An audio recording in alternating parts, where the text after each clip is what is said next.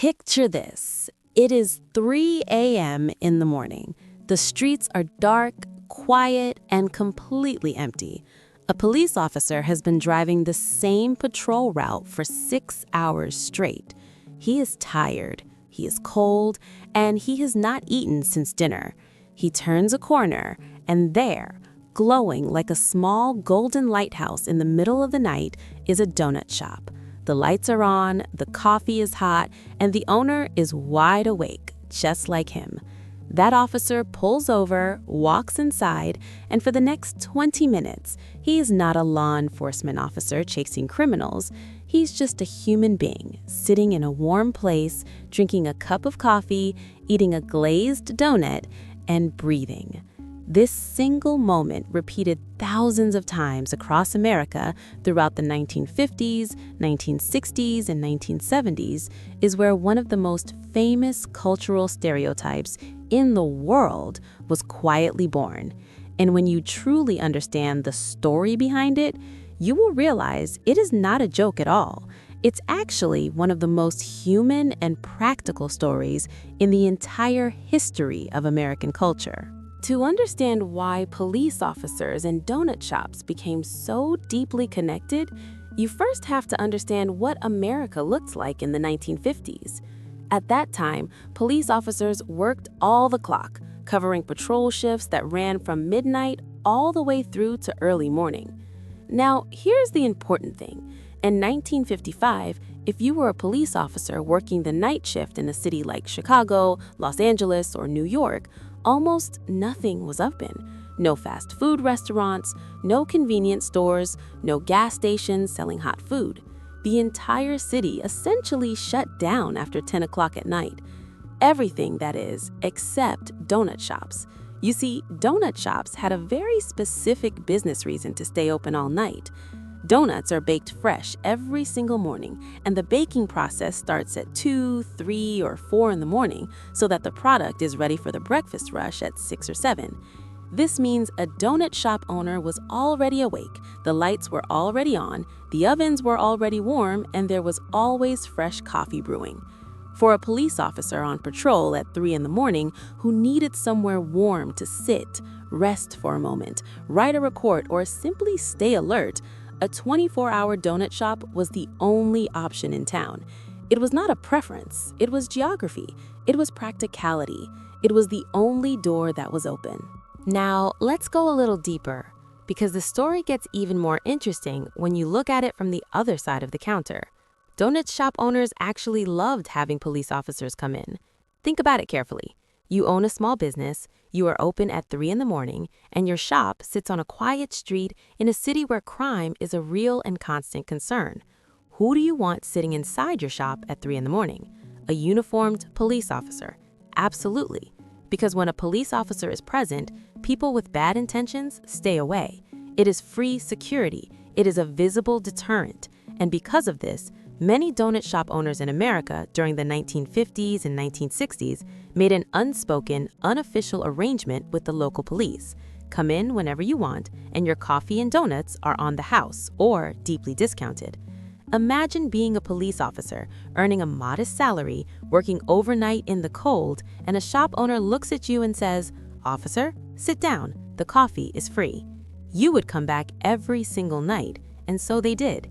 Day after day, year after year, shift after shift, police officers filed into donut shops, and donut shop owners quietly benefited from their presence.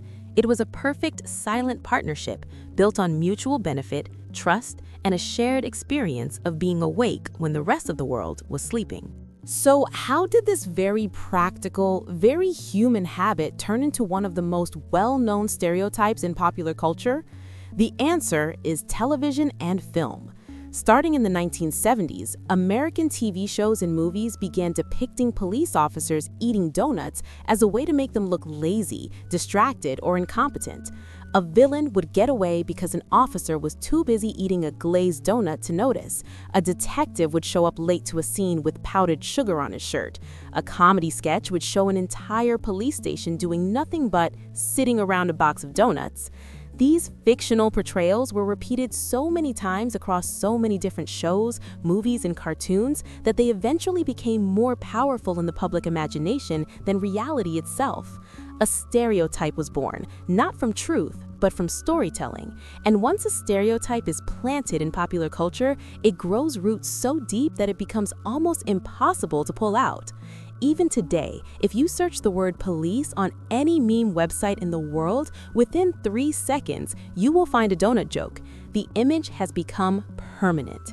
But the original story, the real story, is actually far more meaningful than the punchline it became. Here is what no one talks about when they make the donut joke. Working as a police officer, especially on the night shift, is one of the most psychologically exhausting jobs that exists.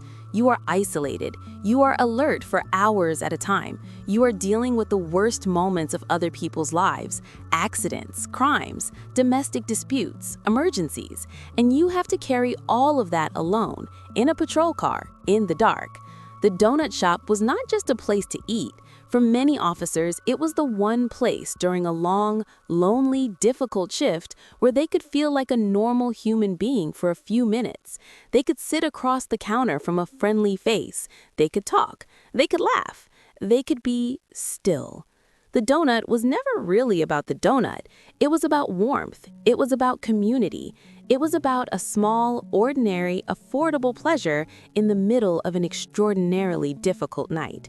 And this is a truth that applies to every single person watching this video right now. We all have our donut shop. We all have that one small thing, that one place, that one simple ritual that grounds us when life gets heavy and hard and exhausting. For you, it might be a cup of tea in the morning. It might be a walk around the block. It might be 5 minutes of silence before the chaos of the day begins.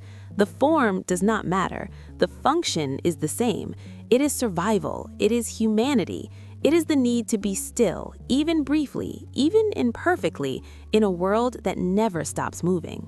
So, the next time you see a cartoon of a police officer holding a donut and you feel the urge to laugh, pause for just one moment. Think about a man or woman who has been awake since midnight, who has driven the same dark streets for 6 hours, who has dealt with things you and I will never see. Think about them finding the one door in the entire city that is open and lit and warm. Think about a shop owner who sees them and quietly says, without words, "You are welcome here. Sit down. You are safe."